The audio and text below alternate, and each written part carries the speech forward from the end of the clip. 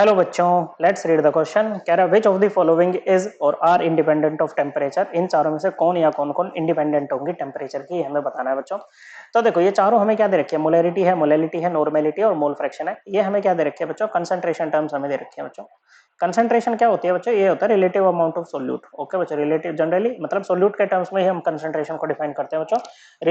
Amount of solute with respect to solvent और solution, with respect to amount of solvent और amount of solution. Okay बच्चों, उसी को concentration बोलते हैं। अब ये ना दो टाइप की होती हैं बच्चों, एक तो होती है मास रिलेटेड और दूसरी होती है वॉल्यूम रिलेटेड। ओके बच्चों, अब एक बात बताओ, क्या टेम्परेचर चेंज करने से मास चेंज होता है? नहीं होता बच्चों। ओके, तो ये क्या होंगे बच्चों, ये आपके टेम्परेचर इंडिपेंडेंट होती हैं बच्चों। ओके बच्चों, क्या ये वॉल्यूम चेंज होती है टेम्परेचर चेंज करने से? बिल्कुल होती है बच्चों। ओके, एक्सपेंशन होता है टेम्परेचर बढ़ाते हैं तो बच्चों। ओके, तो ये क्या होंगे बच्चों, टेम्परेचर डिपेंडेंट होगी। अगर आपकी कंसंट्रेशन टर्म में मान लो सारी टर्म्स ऐसी हैं जो मास रिलेटेड है और अगर एक भी वॉल्यूम रिलेटेड टर्म आ गई ना बच्चों, तो वो टेम्परेचर डिपेंडेंट हो जाएगी। क्या हो जाएगी? टेम्परेचर डिपेंडेंट हो जाएगी। जैसे कि पहली है बच्चों, मोलैरिटी है। ओके बच्चों, मोलैरिटी क्या होती है बच्चों, ये होती है number of moles of solute divided by volume of solution in litre. Okay बच्चों, ये होती है बच्चों, यहाँ पर सॉल्यूशन का वॉल्यूम पुट करते हैं हम। ओके, अब यहाँ पर देखो वॉल्यूम आ गई ना बच्चों, तो ये टेम्परेचर डिपेंडेंट हो गई बच्चों। क्या हो गई बच्चों? टेम्परेचर डिपेंडेंट यहाँ पर हो जाएगी बच्चों। तो ये तो टेम्परेचर डिपेंडेंट है, ये हमारा आंसर नहीं होगा। देखो नंबर ऑफ मोल्स कैसे निकालते हैं, given weight upon molar mass. भाई ये भी मास है, ये भी मास है बच्चों। ओके, तो यहाँ पर क्या होगा बच्चों, ये तो टेम्परेचर इंडिपेंडेंट है, मास रिलेटेड है, लेकिन वॉल्यूम रिलेटेड टर्म आ गई ना बच्चों, वॉल्यूम की टर्म आ गई ना, तो वो टेम्परेचर डिपेंडेंट हो जाएगी बच्चों। ओके, सेकंड है आपके पास में मोलैलिटी। मोलैलिटी क्या होती है बच्चों, ये होती है number of moles of solute divided by weight of solvent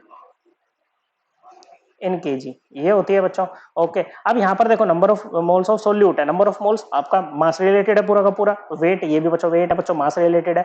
तो मोलैलिटी में कहीं भी वॉल्यूम वाली टर्म नहीं आ रही है बच्चों, मतलब ये टोटल कैसी होगी, मास रिलेटेड होगी और टेम्परेचर इंडिपेंडेंट होगी। तो ये हमारा आंसर होगा बच्चों। ओके, थर्ड है आपके पास में मोल फ्रैक्शन।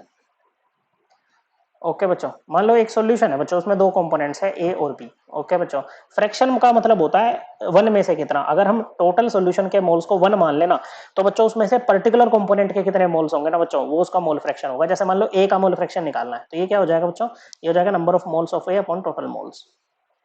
अब बच्चों ऊपर भी आपके बच्चों क्या है, नंबर ऑफ ये मोल्स क्या है बच्चों, पूरा का पूरा मास रिलेटेड है बच्चों। तो ऊपर भी मास रिलेटेड, नीचे भी मास रिलेटेड, वॉल्यूम की कोई टर्म यहाँ पर नहीं आई है बच्चों। ओके, तो ये भी आपका टेम्परेचर इंडिपेंडेंट होगा, तो ये भी हमारा आंसर होगा बच्चों। चौथी है बच्चों नॉर्मेलिटी। नॉर्मेलिटी होती है बच्चों नंबर ऑफ इक्विवेलेंट